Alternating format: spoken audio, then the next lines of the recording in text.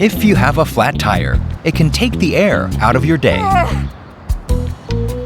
The Tire Mobility Kit makes it easier to make a temporary repair. Find a safe place to pull over. Then remove the compressor and sealant canister from under the trunk floor.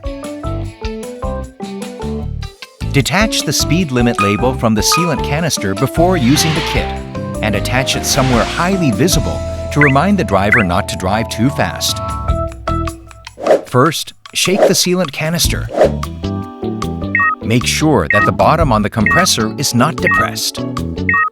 Then connect the sealant canister hose to the compressor and secure the sealant canister to the compressor housing. Now you can connect the sealant filler hose to the valve of the punctured tire. Make sure that the compressor is off, then connect the power cord to the vehicle power outlet. Turn the ignition on. Check the recommended tire pressure listed on the sticker in the door frame. Then, press the compressor on-off switch and let the compressor run for approximately 5 to 7 minutes until the tire reaches the recommended pressure.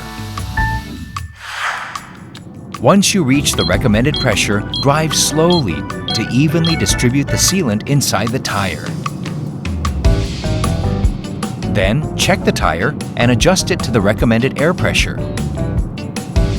The Tire Mobility Kit is only a temporary repair. It allows you to drive at up to 80 kilometers per hour and for up to 200 kilometers to reach a service center where you can have the tire replaced. One more thing. The Tire Mobility Kit can only be used when the tire tread has been punctured by a sharp object, like a nail, and has insufficient pressure. Remember, the Tire Mobility Kit cannot be used permanently, and one sealant canister can only be used to seal one tire. With the Tire Mobility Kit, you can get on with your day in no time.